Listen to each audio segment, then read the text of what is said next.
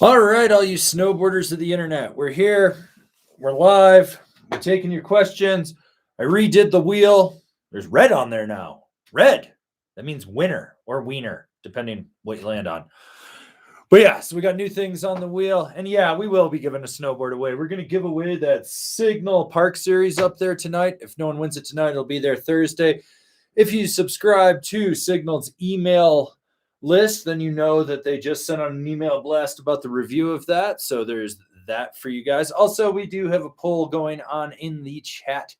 So if you feel so inclined, remember to click that because, well, I want to know who likes Thursday more than the Sunday night live stream and who's ready for the Black Friday live stream and who just fucking hates me because, well, I hate myself.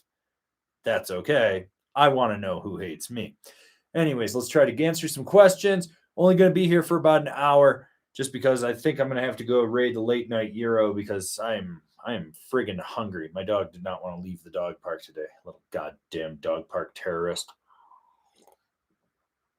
So let's see what we got here.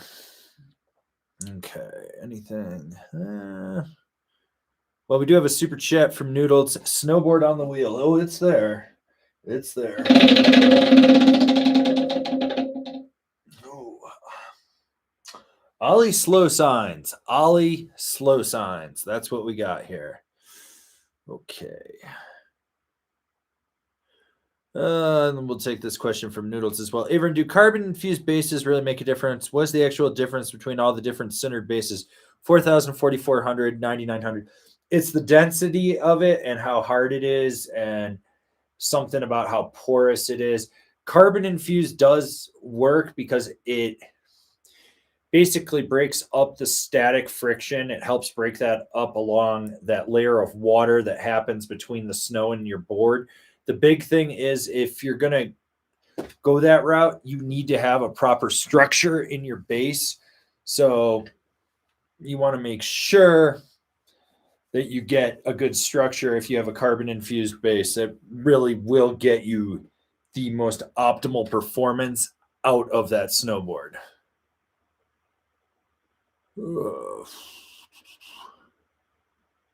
Okay. Let's see.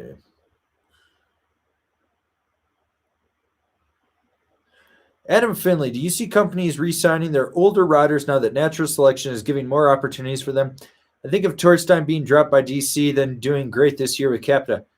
He wasn't dropped by DC. His contract ran out. And the contract that he had was for competitions and stuff. It made sense for him to get out. If you look at what DC is doing as well as a company, they're pulling their board line. They've shrank their boot line, and their outerwear division is pushing more low to mid-level than high-end stuff these days.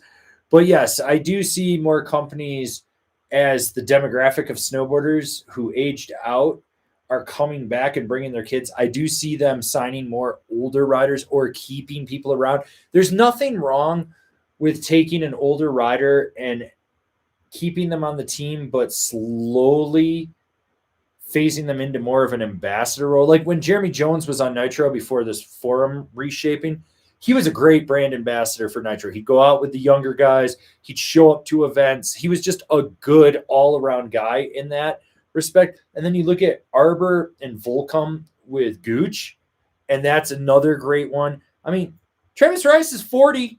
We got to realize this, and he's still got pro models. So it does kind of make sense.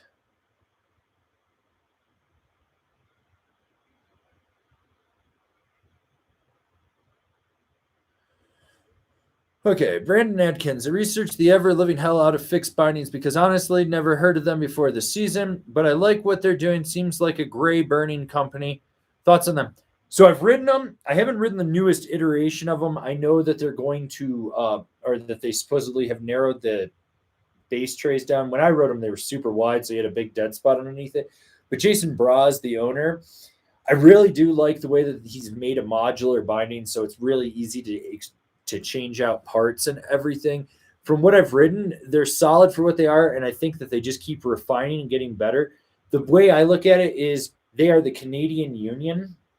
And the problem with most Canadian brands is they get a little too Canadian for their own good.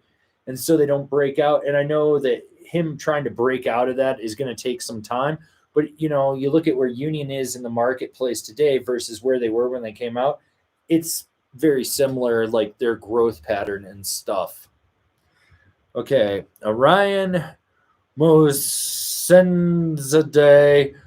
What board sizes should I be looking at? 120 pounds and 5'5". At 120 pounds, the biggest board you should probably be on would be your POW board, and that would be a 48 max. Realistically, you probably want something in that 44 to 46 range. And if it's volume shifted, you're looking at the 38s in any of those companies that are still doing that stuff. So, yeah.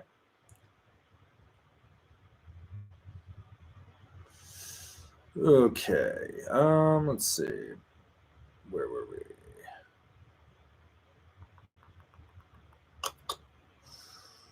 Okay.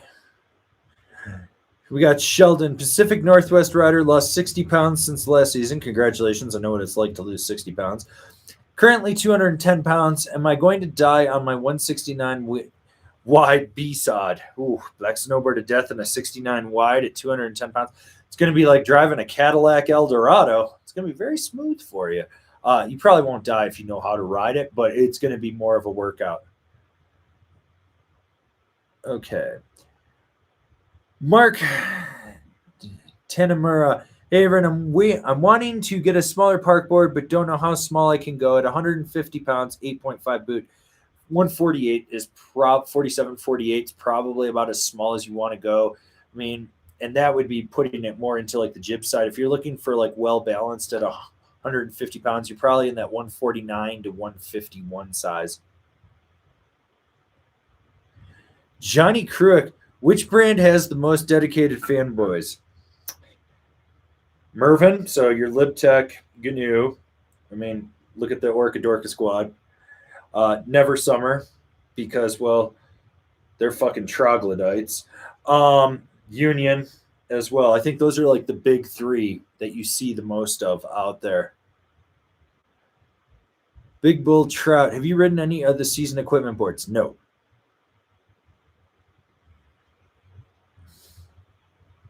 Okay. We got a super chat here from David Dixon. Gambling makes a good thing even better. It's not gambling. It's not gambling. You lose.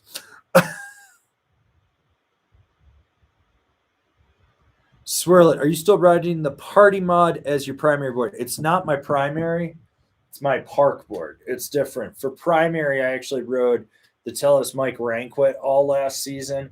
That's clapped out now. I'm probably going to a 157 ride Shadow Band.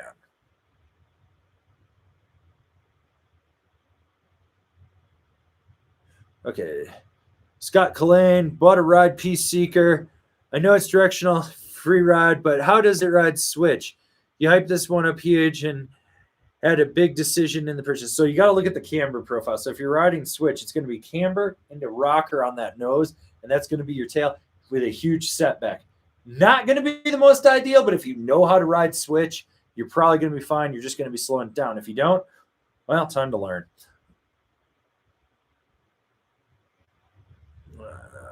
Okay. Let's see.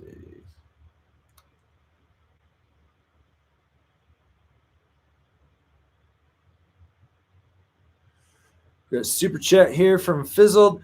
Was going to buy a LibTech, a box knife this season until I saw your review of the Tellus Chillum. What are the key differences between the two? The two biggest differences in that box knife to the Chillum. Box knife has magnet traction, and it's got a wet layup in it, so it's going to be way more damp than that Tellus Chillum. That's going to be the difference in it. So that Tellus is going to be livelier, and it's not going to have a visual edge tech where you're going to see it locking in more. It does have a crazy side cut radius that does grip really well, but it just doesn't have that visual tech like magnet traction. Personally, out of the two, like depending where you ride, if you're riding like heavier, wetter, choppier snow, I'd take the box knife just because it's more damp. But if you're just going to straight ride a groomed park, the Chillum will destroy it.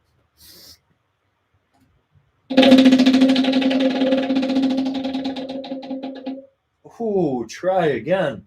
So close to winning that 154 Signal Park Series back there. Okay.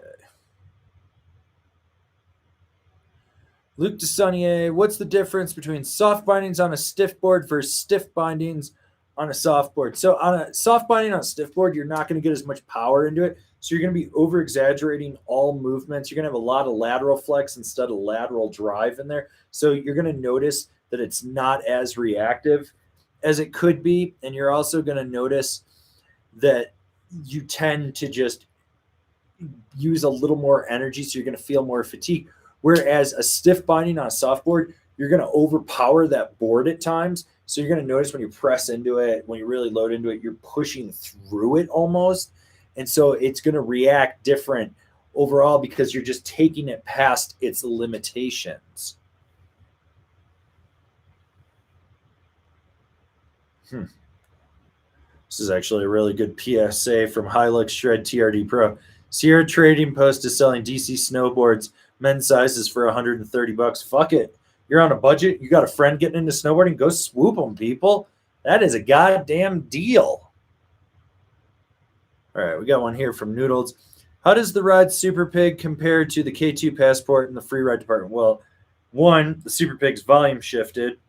Two, different camber profile, different side cut, different flex pattern all the way around. The Passport's designed for more, it's just designed, it's better balanced, I should say. It's better balanced for all around free ride.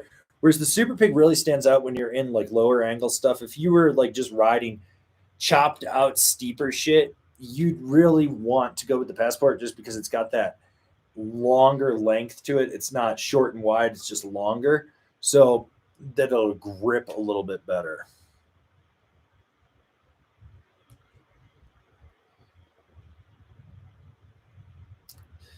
Seraphile, Avran, any thoughts on the pick your line? Yeah, if you're looking at the pick your line, get the DCP on ink version. It just rides so much better than the regular pick your line.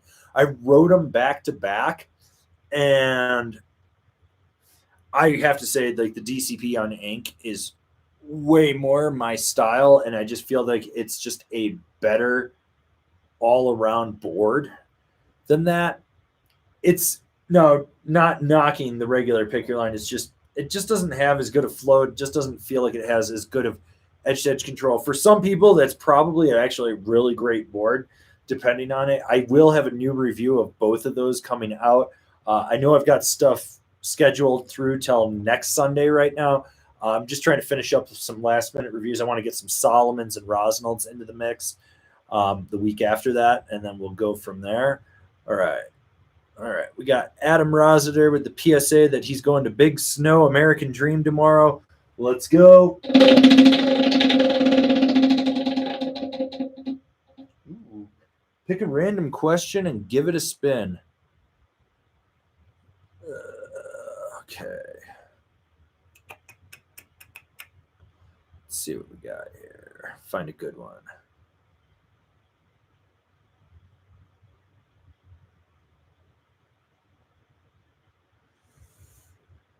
Let's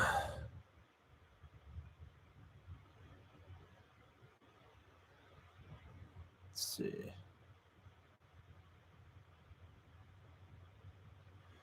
Well, this is a good one from Alpine Ibex. What's the shortest board you've ever ridden that you really liked? The Rosinal Mini. I actually own one in the 121. We used it for an episode of Can Kevin Carve It. I got it as a complete novelty board, and that's what it is, but I do like it. So you do get a spin with that question. Pray to the altar of snowboarding. All right, let's see. I feel like I skipped some questions here. We got Luke DeSaunier. United Shapes recently got purchased by Full Stack Supply Company. Have you heard anything about this or where they're being made? No, but judging by one of the DMs I got from one of the guys that worked with United Shapes, it's definitely not GP87 anymore. Man, that dude just seemed fucking bitter. Okay. Let's see. Naaman Shanishara, is YouTube your full-time job? No, man-whoring is. Ask your mom about it. She pays me really well. A lot of OTP HJs, too. Okay. Quinn Fitz 886. What snowboard size should I get? Being 220 pounds, 6 foot, left-handed, missing my pinky finger, and an 11 boot. Also, I am an intermediate rider on the East Coast. At 220 pounds, so this is where don't go smaller than a 157 because you're an intermediate, and that would be more your freestyle, maybe an all-mountain freestyle board. I think 159, 160 would probably be ideal, and I wouldn't go above a 163 realistically at 220. Ethan O, any opinion on this year's Rome party mod? Yeah, I need to edit the review on that. Realistically, nothing's changed since the last review of it, which I actually own a 153 party mod. It's kind of my jib fucker on board. So that should tell you a lot when I can choose stuff. I actually bought one. I love the way that board rides. I love that flat to rocker profile. It's just got really good snap.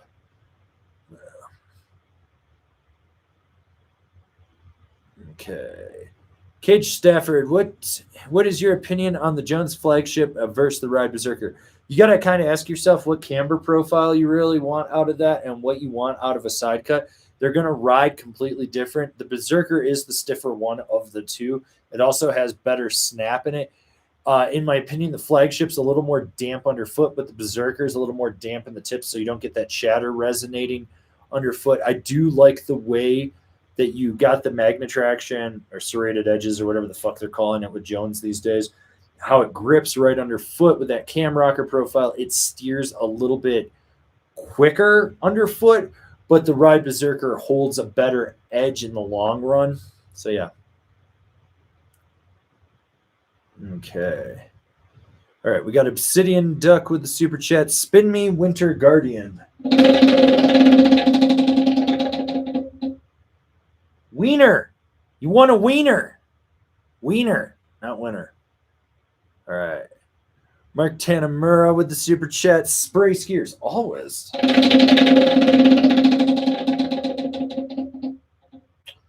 Well, Mark, you just won yourself a medium sticker pack. All you got to do is email me, info@angrysnowboarder.com with your mailing address, and I'll drop those in the mail to you. Everyone that's won stuff in the last few super chats has definitely gotten their stuff sent out.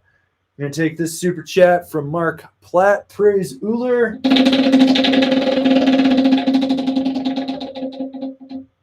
Oh, game over.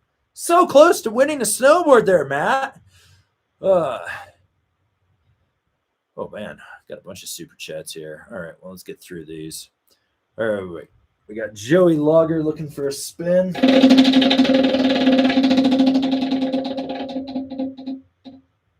Viva la Slimothy Whitman. Okay, we got Broden Smith. Excited to get back out on the board this year. Hurt my knee last year and missed out on the whole season. Dude, knee injuries fucking suck. Make sure you've done your PT, you've done your rehab, you're ready to get back out there. You're good to go.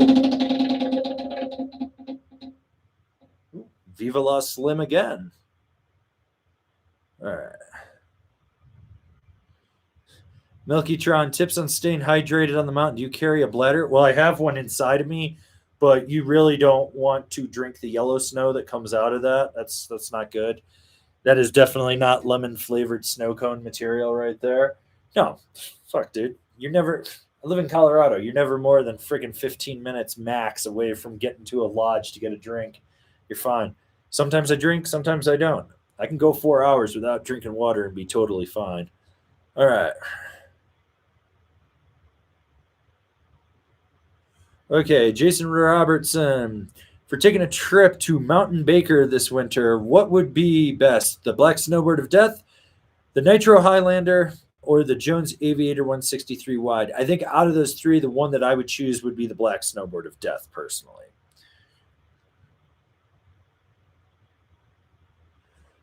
Ryan Tracy, would you recommend the Nitro Team Camber or the Yes Standard for a bigger intermediate rider on the East Coast? I'd go with the Standard. I just feel that it's a little more damp for a bigger guy, and it's not going to be super crazy soft, which is nice. I feel like the Nitro Team Camber, if you're a bigger dude, will decamber quicker than the Standard basically will. All right, Shylink's birthday on Tuesday, and I'm finally getting a board. What would you say would be a great all-mountain board for 180 pounds and size 8 boot? Have you not seen my top 5 all-mountain freestyle board list or my all-mountain freeride board list? The 2 that I would look at would be the K2 Passport for freeride, the Ride Shadow Band for freestyle. That covers your bases right there.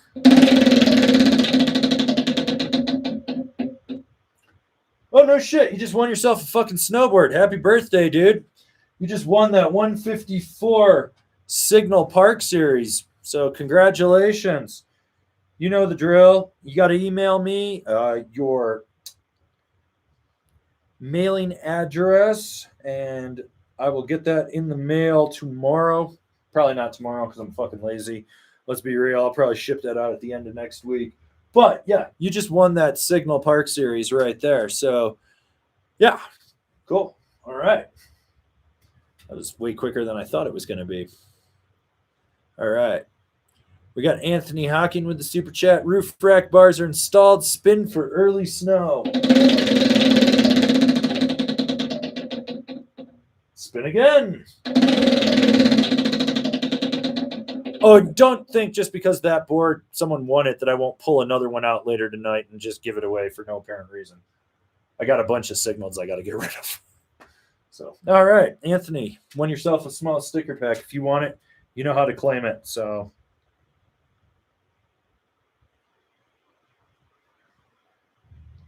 yeah. All right. All right. Okay, Robin Skelton. Speaking of Unink, replacing my old Merc this year and want an ATV type board, Resort POW and everything. Oh, it's quite fancy, the Yes Standard Unink. 156. I'm 6 foot and 160. Sound like a good choice? Fuck yeah, dude. Go for it. Lendog22. Why do people still order boards from Smoking Snowboards when they aren't even a thing? Pretty sure anyone bitching at the Signal Snowboards Instagram right now complaining about getting a board ordered it like 2 years ago. So for anyone that doesn't know, Smoking Snowboards is basically done. Don't give any money. Jay's not building boards. It's not showing up to people. He's taking your money and running.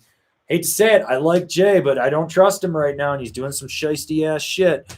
It just sounds like it's the end of days over there right now. And so, yeah.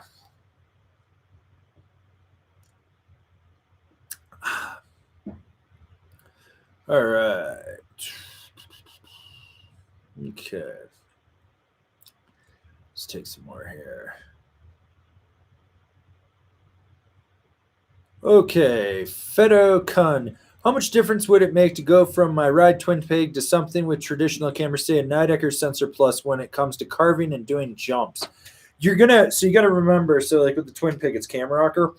So it's going to move the contact point out to the tip of the tail. So your edge bite is going to be completely different on there.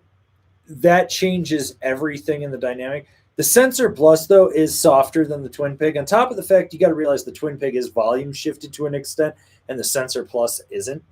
So you're going to lose some of that width as well. So that would be some of your stability in jumping. As much as I hate to say it, I think the Twin Pig actually carves better than the Sensor Plus. I wasn't overly impressed with the Sensor Plus. Like, it's better than the Sensor, but boards in that category, I was just like, oh, there's so many better boards. Okay. Here we got one here from Matthew Everly. Angry, do you have any particular snowboarding podcast episodes you feel we snowboarders of the internet absolutely need to listen to if we haven't already? So if you follow the Thursday live streams, I always put a cultural mystery link of the week in the description. Sometimes it's Bomb Hole Podcast. Sometimes it's videos. It's a mix of everything. If I put it there, I feel that it has some kind of relevance to snowboarding and that you should watch it. or listen to it or do something. So that's really what it is. I'm not a big podcast guy. In fact, the only podcast that I regularly, I guess I should say there's like 3 that I listen to, but I watch them on YouTube. So Hack the Movies, love Tony, Crystal, all those guys over there, fucking amazing. I love that shit. It's hilarious. Tony's a big fat fuck, and I just love every minute of it. I want to give him a big hug. Movie Dumpster with Joe Lascola and Sean O'Rourke. I just love them talking about bad movies. And then the Completely Unnecessary podcast with Ian Ferguson and Pat Contry. Those are like it, and they have nothing to do with snowboarding at all. And it's great. I love it because I live so much in the world of snowboarding. It's sometimes nice to venture out. So that's about it for me. Okay, S2000 guy. Why does Mervin have GNU and Lib and not just one brand? Because they were actually 2 separate companies back in the day. So Lib is Pete Sayari's brand, and GNU is Mike Olson's. When they came together, they merged them into Mervin Manufacturing. At one point, they also had Supernatural under there. They have Bent Metal. They did have Roxy at another point. Also, for most people that don't know this, you know what Lib is actually short for? Liberace Technologies. Someone thought it was funny that I called it that in one of the reviews for the Golden, or in the last review for the Golden Orca. And they're like, oh, I see with that nice Liberace joke. And I was like, I don't think you get it. The brand's real name is Liberace Technologies. So that's where it came from. And then if you look at the type of boards that they are, Lib is like the more serious, hardcore free ride stuff. And then GNU is like the super silly, weird one, more or less. Support the Shred Foundation, people. Shredfoundation.org. Okay, Marco and Climo looking for a POW-specific twin, mainly for deeper days. Want it to hold up in the steep and deep and still shred trees. Also, potential camber, if possible, is a bonus. 142 pounds, size 10 boot. I do have a top 5 powder twin board thing coming out, but it sounds like you want the Spring Break powder twin. Okay. All right, we got Brandon with the super chat. Spin to win. Burton boots are out. K2 for the fit. I mean, I'm a K2 guy, but that's because it's the best boot for my foot. Remember to spray skiers. Spray skiers. Freshly Grazed, what's your take on the Arbor Satori camber? I didn't get enough to ride it enough to do a review, but I made about 6 laps on it for an hour at Loveland. It wasn't bad. I kind of enjoyed the conditions were like super shit. I want to spend more time on it, but had good snap. It was decent edge hold. Survived landing in a rock field too. So, you know, it's got that going for us. All right. Ted G. Will a size 154 Jones Mountain twin work for a size 10 boot? Jones' website says boot size 7 to 9, but I don't want to bump up to the 57. I have Ride Lasso boots. Thanks, man. I've put a size 10 K2 boot on a 154 Jones Mountain twin and not booted out. So Ride K2 is made in the same factory. I think the Lasso is more like the Masis Plus. I think that's what they call it these days. I don't know. They've changed their names. But I think it's close like that. It doesn't have a crazy bulky shell. You should be fine on it.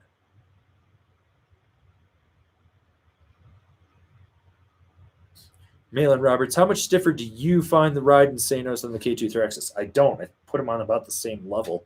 They just have a different flex point at the ankle than the Thraxis.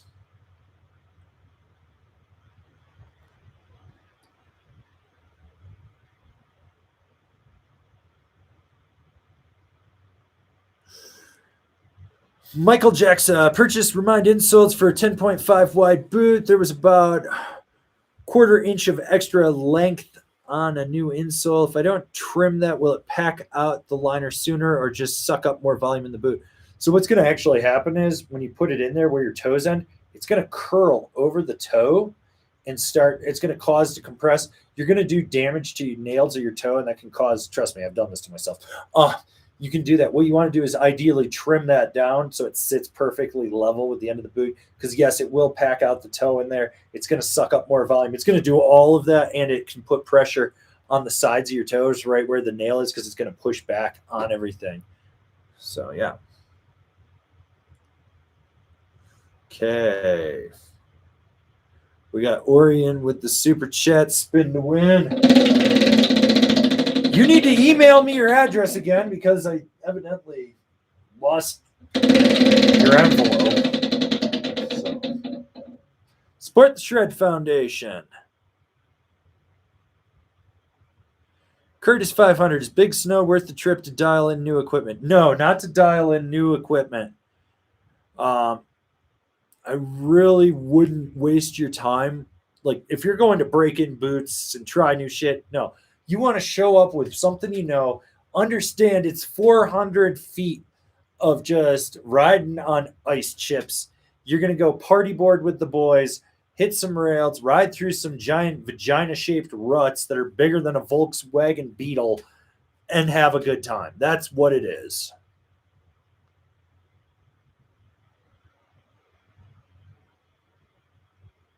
Okay.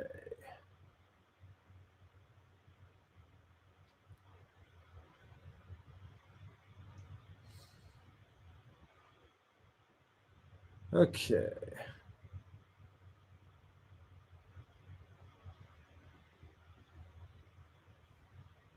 Tony Moritidis. Can volume shifted boards be as fast as regular boards? Speed is so fucking subjective. Oh my God. Yes. Anything can be as fast as anything. Fuck. I love people that are like, I did 97 miles per hour on my start. Good for you. Pat yourself on the back. Sit around and jerk off. Who gives a fuck? Go fast. Go slow. It doesn't fucking matter. Like so many people are like, I'm the fastest guy at my mountain. And then like they come to Colorado and I watch them ride. And I'm like, really? That's what you consider fast? That's fucking slow. I've also seen people that are like, I was going slow and they're hauling ass. And then I usually get yelled at by people because they're like, you're going so fast. And I was like, dude, I'm fucking getting leg cramps from going slow for you. Fuck, dude. You want speed on a snowboard? Here's how you're going to do it. Good structure that matches the snow pattern that you're riding. Your edges are sharp, no burrs, nothing in it. You don't have whack-ass boot overhang or any danglers hanging off there. That means no binding nuts. If you don't know what that reference is, you don't follow Todd Richards on Instagram. But, so, there's that. And then what you want to do with that good structure, if you're really serious about wax, and this is only going to matter for about one lap, is you get some good graphite and you mix you match your waxes to the temperature and everything, and it breaks everything up and you get super fucking nerdy on it. Otherwise, it doesn't fucking matter. It literally doesn't fucking matter. All right. Francois Seguin, spin for snow so Slim can drive his Miata no top. I don't know. Does he even have the Miata after that last voicemail he left? Woo! Francois, you won yourself a medium sticker pack. You know what you got to do. Hit me up with that mailing address, info@angrysnowboarder.com, and we'll go from there. All right. Anyways, guys, we got 120 in here. If you're just getting in here and you got questions, get them in the chat. Answer the poll that's in the chat as well. Super chats get a spin of the wheel. Someone has already won the snowboard tonight. That happened way faster than I thought it was going to. It's okay. I've got 5 more I can give away. So, all right. Ooh, here's a good one from G Sads 89. Favorite Amplid board of this year? Probably the Ticket, because it was such insane bang for the buck for what that is in that regard. Like, that stood out to me. But overall ride, that Singular was like fucking money, dude. Which the review of that'll drop Thursday, I think. Dan Han, any changes between last year's sashimi and this year's? Graphic.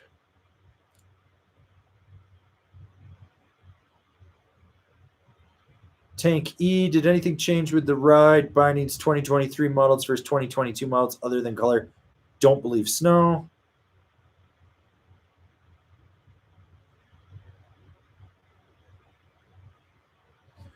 Riley Reynolds, how much effect does conditions have on your reviews?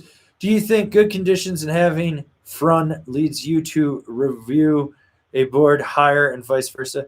Dude, I have rated boards so well on the shittiest of fucking conditions. Because here's the thing. it's not hard to make a board that's fun in great conditions. That's great. Awesome. But you make a board that rides great in shitty conditions, you fucking found a recipe for success. So that's my big takeaway. I'm like, if it's a sunny bluebird day, 32 degrees, the snow's hero snow, there's fresh pow off the sides, that's great. I might have a fucking perfectly fine, fun day. That's cool. That was a good day to test stuff because it was very perfect. But you take a day that it's overcast, high winds, there's ice, there's scree, there's fucking chunder and fat skier kids everywhere and shit, low visibility, and you have a fun day riding a board you weren't expecting to be good, that's the recipe for success right there.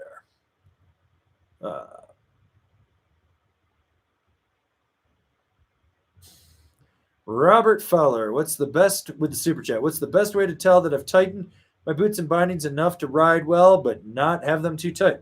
Well, if circulation's being cut off, they're too tight. I mean, that's just a dead giveaway right there. Do you feel comfortable? You don't feel like anything's being squeezed? You don't feel any weird pressure points? There you go. It's pretty self-explanatory. I mean, I don't understand how people are like, I just keep cranking stuff until I cut off my circulation. I'm like, do you just like, I assume that the same people that autoerotic asphyxiate too, but you know, there's like a fine line and you know where it is and you're like, this feels comfortable. You should be good.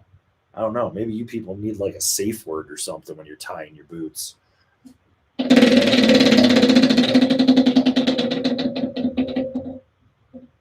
Well, you won yourself a small sticker pack, sir. Email me info@angrysnowboarder and I'll get that in the mail. Damn, you guys are winning a lot of shit tonight. Changed the wheel over and it became lucky, evidently. All right.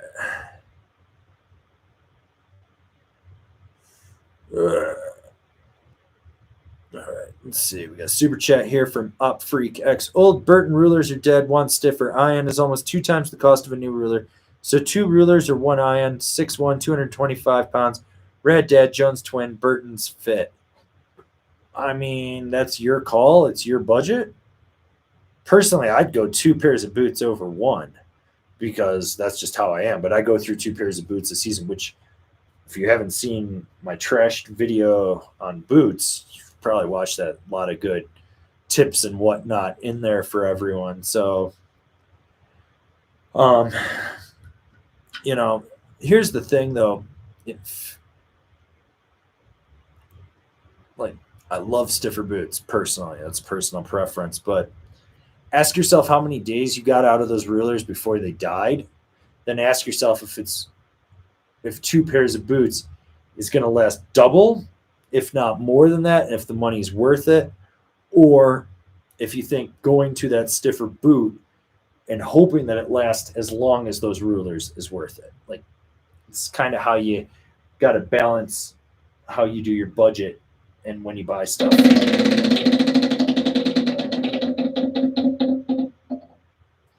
Oh, win yourself a medium sticker pack, sir. You know the drill. Email me, info@angrysnowboarder.com. We'll get to that. Okay.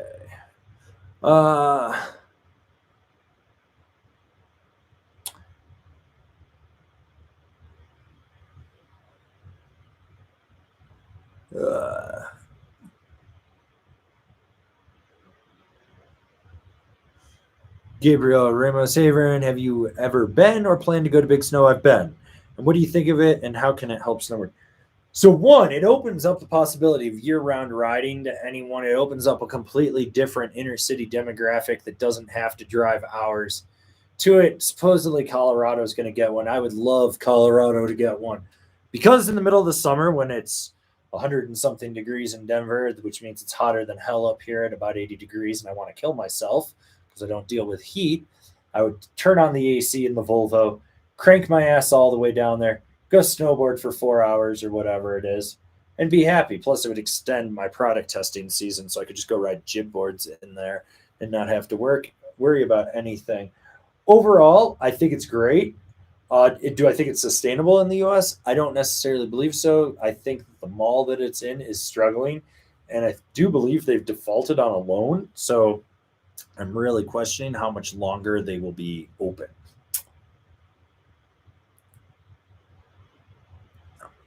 Justin Martinez, if you could bring back any brand from the dead, what would it be? No, just no. Can we just let brands die for once? There's a reason that they lived and they died. Everyone wants to fucking resurrect it.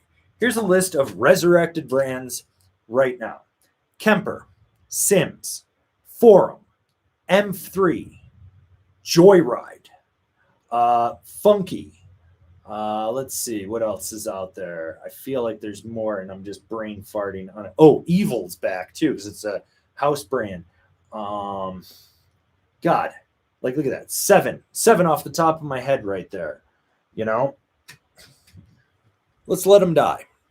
They lived, they died, they had their place in fucking history.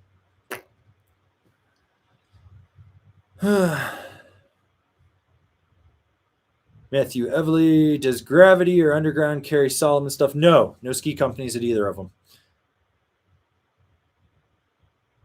So,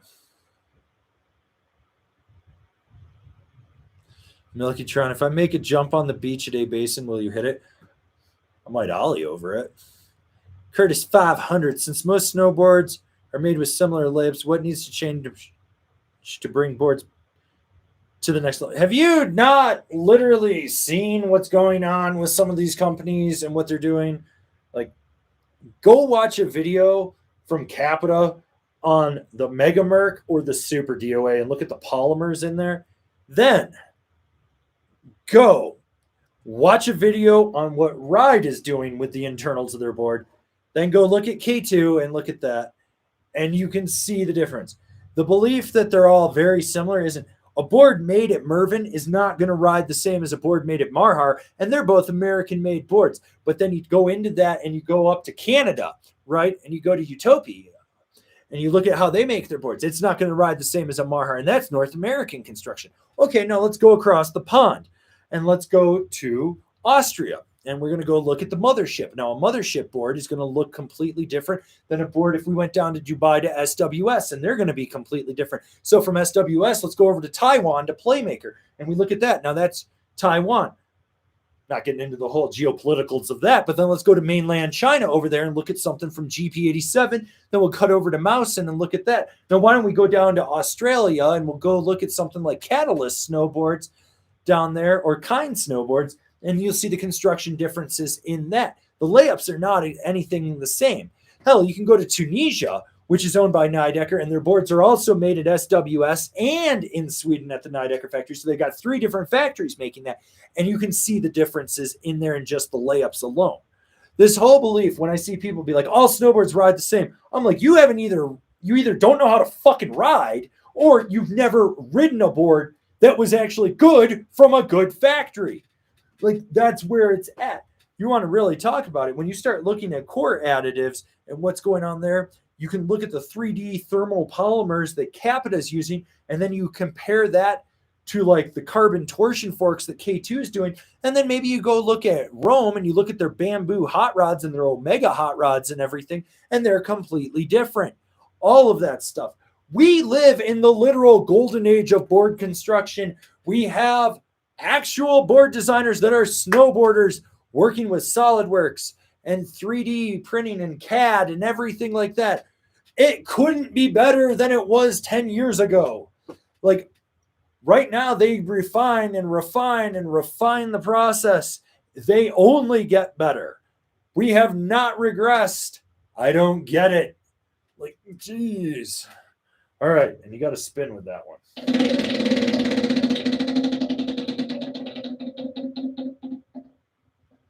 Huff Snow Carney farts. It's like Jenkum, but with snow pants. No, I'm not answering that question. That's stupid. Okay, we got Brian P. Thanks for your help on my brother's board. Found a 22 typo at a local shop for cheap. Fuck yeah, dude. Good. Hell yeah. Get him in there. Let's get him on the hill. remember to eat at Joe's. I don't know who Joe's is or why you're eating at it, but go for it. Hassan Whiteside, have you ridden Sunlight? No, I was supposed to last winter, and just like it fell through on my plans, unfortunately. Okay. Okay, Jeff C. Hey, friend. I've had my Vans infused for 2 years now. Recently, I've noticed that my toes were getting really cold and the toe box area seems a little roomier. Is it packed out? That is pack out right there. If so, can I fix it? If you have the stock insole, rip it out, put an aftermarket insole. That's going to raise you up inside the boot. So once you're raised inside the boot, that manipulates the foot to thinking that it's sucked up volume and that it's going to be tighter. Just understand you might get some weird pressure points just as that rest of that liner starts to break in. If it doesn't, you can go to tonar.com, TOGNAR.com.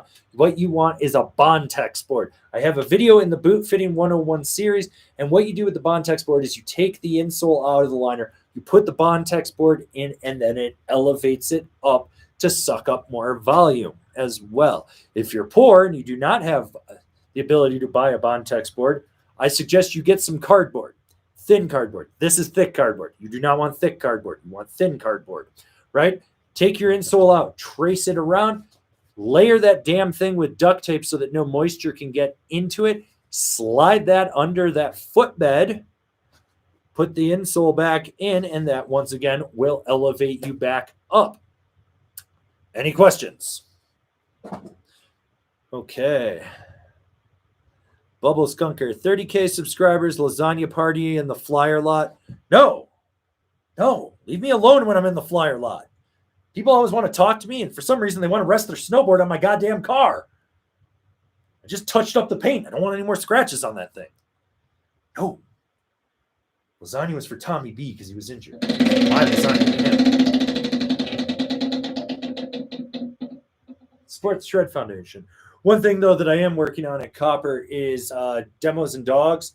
I got to talk with my boy Nick over at Rosenal and see if Petey and Travis from Jones and maybe Dylan from Capita Union will be willing to put on a small demo. We'll be doing it over there, and we'll have a little bit of a party. It'll be a private demo and stuff. But, so I want to do something like that for you guys. I'm still trying to lock in. I would like to do something in November, but it's tentative on snow conditions, so we might bump it out to December in there. And then I want to do something again at a basin in the spring as well. So I'm trying to put together some stuff right now. I'm just working on multiple projects. Like we got the Shred Foundation fundraiser coming up for Black Friday. We got the Black Friday live streamathon. I've also still got 38 reviews left to edit. I've got about 25 top fives to film before the end of the year to go through. I've got 12 more Boot Fitting 101 videos, and then I've still got a shitload of stuff I've got to edit.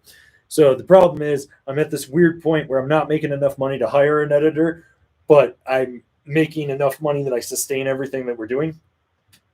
So there's that. On top of the fact, you guys love the pant deconstruction video so much. I want to do one for gloves because that was the next recommendation, and I want to do one for boots. The boots one, I'm going to need your guys' help, so I'm going to reach out first to the Angry Snowboarder VIP members over there on Patreon and see. But what I'm going to try to do is get everyone's old boots. I need stuff that's like a year or two old. And I would like a low end, a medium end, and a high end boot from every brand. And I want to just cut them completely in half and show what's inside, pull them apart, show what's going on, the differences in the construction and stuff. I don't think anyone's ever done anything like that. Same thing with the glove video, stuff like that. So got a lot of stuff going on with all that. Okay, let's take some more questions here.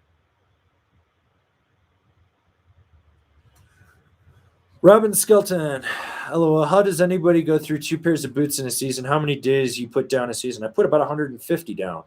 At 100 days, the boots are shot. I carry over the boot from the previous season. I ride it about 50 days, pull the liner out of the boot, put that into the new shell, so that way it expedites the break-in process, and then I ride that. I typically get about 100, 150 days out of a pair of boots. And that's kind of where things are. But I am notorious for killing boots. I mean, let me see. Where is it? Like, obliterated this one. I completely ripped the housing out of the boa on that one. This one completely obliterated the seams on that, blew the outside seams as well, compressed the Marshmallow foam, actually cracked the back spine in that.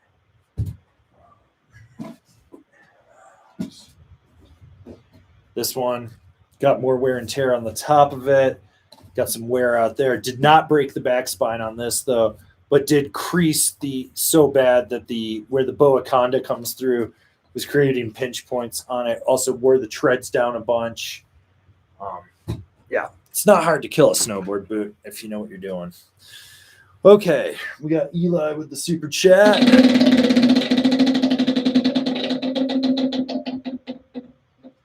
Viva la Slimothy Whitman. All right, now let's see. Take a few more questions here.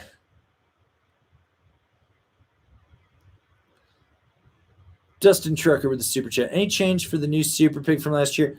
There was a change. I haven't. That's one I wasn't able to ride. I've got a brand new one sitting in the wrapper in the living room that I'm going to try to ride in November. So go out and see how that thing rides and test it out. So hopefully you'll get a review of that. Probably at this point, with everything I've got parked, you won't see that till early next year.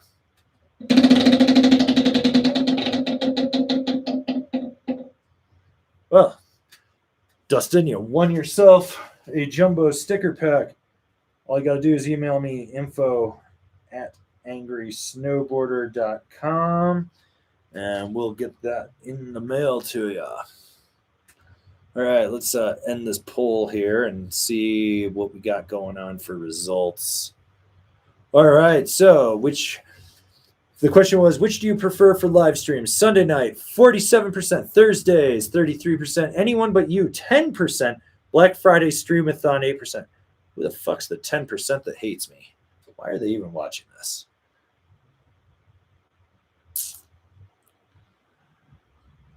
Okay, we got the super chat from Mike Medvedevich. Black Snowboard to death or Flagship for steep, icy, technical terrain, i.e. Corbett's Couloir. Also, can you come to my wedding? We're a bunch of crazy Ukrainians, plenty of Grey Goose. 1, I don't drink. 2, I am really bad at offending people that have accents because I start talking with it everywhere I go. You name the accent, I've done it at some point in front of someone's family and don't even care. 3, I'm absolutely horrible at weddings. Just a miserable fuck. So no, I won't do that. For steep, icy technical terrain, out of those 2, the Flagship will actually have better edge hold just because of the serrated edges on that. It's just going to dig in a little bit better than the Death Grip on the Black Snowboard of Death. It's just my take on that. I'd rather probably have the Flagship 2 from that run out on Corbett's. It's just going to be a little more damp underfoot. Personally, I'd actually bump up to the Ultra Flagship just because it's so much more damp than the regular Flagship. But then you got to deal with that price increase. And at $1,000, that's just a hard pill to swallow for most people. So I don't recommend it.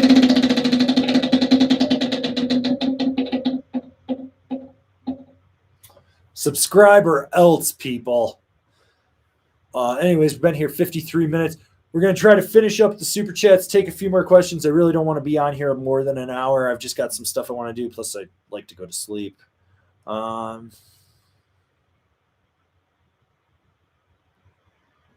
Okay, let's see. We got GSADS89. Hey, Avran, have a K2 party platter, excavator, Burton stun gun, and custom. Am I missing anything? Living in Japan now, hoping to ride trees and POW mostly. You need a swallowtail because you are in Japan, like a big one. Like, you know, I would look at like offshore shapes, like a custom one of those. Like, that's a good little Japanese brand. Or like maybe a Moss or something like that, or maybe a Battalion Surfer or something like that, you know.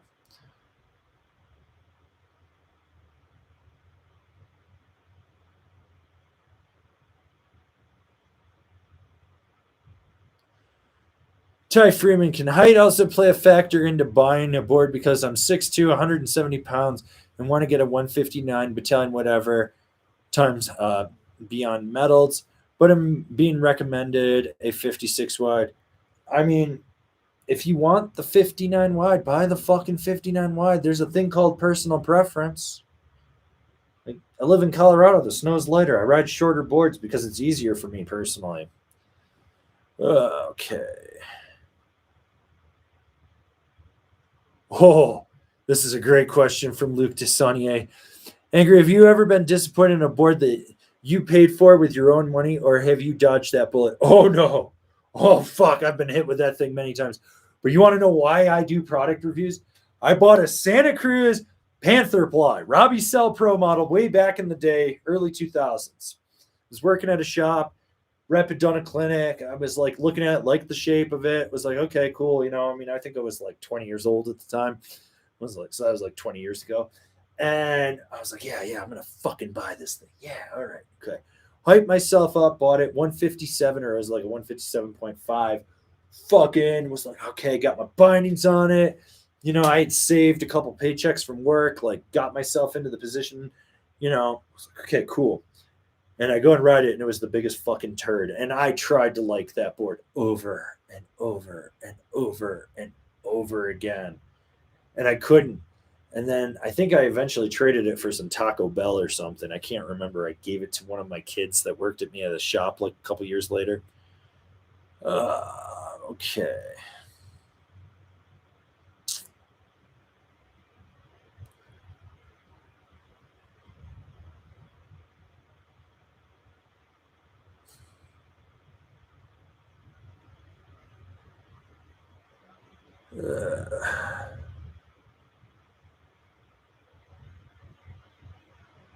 First off, when I say send me boots that are 1 to 2 years old, that does not mean send me fucking 10-year-old shit. I don't give a fuck.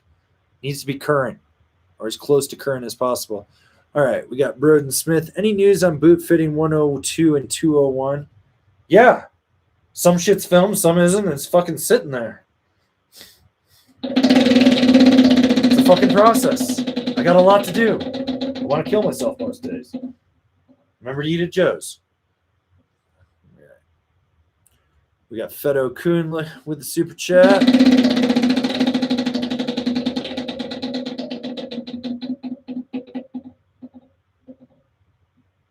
You lose. Fedo Kuhn found a new 2017 Solomon Super 8 for sale for $200. Fuck yeah, go buy it. That's a good deal.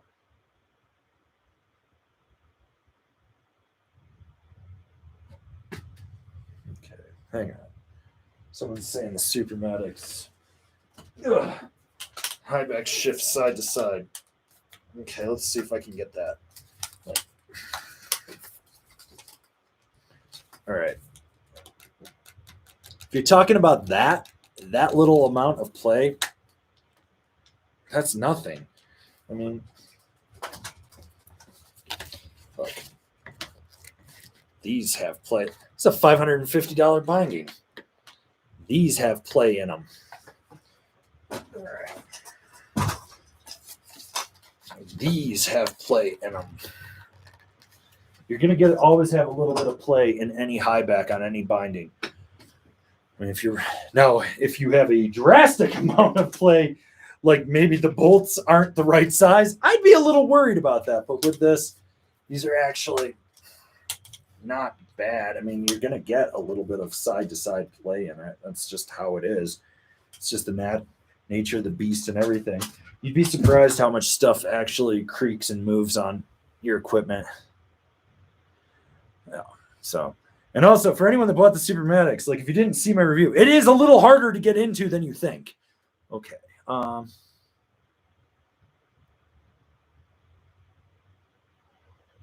Okay.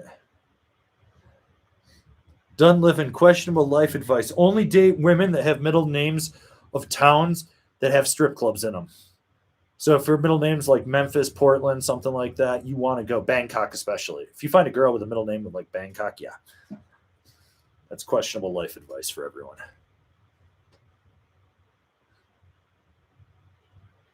Okay. Jimmy Lee for the Cook repellent throat punch. It's all about the throat punch. Don't ever forget the throat punch.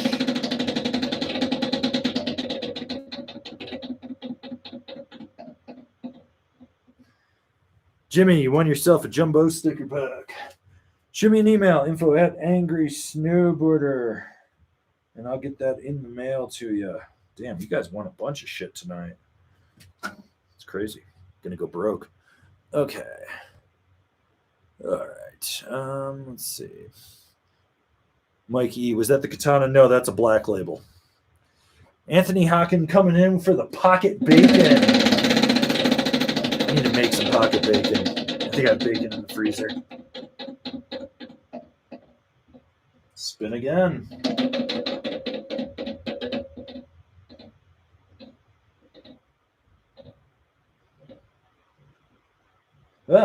Well, won yourself a jumbo on there too, sir. You got a small and a jumbo. I'll just combine them. All right. Actually, just made about 300 new die cuts this week too. Yeah. You think you're funny. Ha ha ha ha ha ha ha ha ha. All right. Boom. Go fuck yourself. 300-second delay, motherfucker. Okay. Hunter 1138T. Who makes the best board bags? A lot of them are made in the same factory, but really, if you're coming down to it, you need to go with the old standby for most people, which is the Dakine High Roller, because you always want to make sure you have wheels in your bags. It's easier for moving your board equipment around, and if you ever have to hide the body of a hooker, you can put it in there, and then you don't have to like throw her over your shoulder and her blood's coming down on you. You can just wheel her out. You know? So yeah, get a Dakine for that. Okay. Anyways, yeah, been here an hour.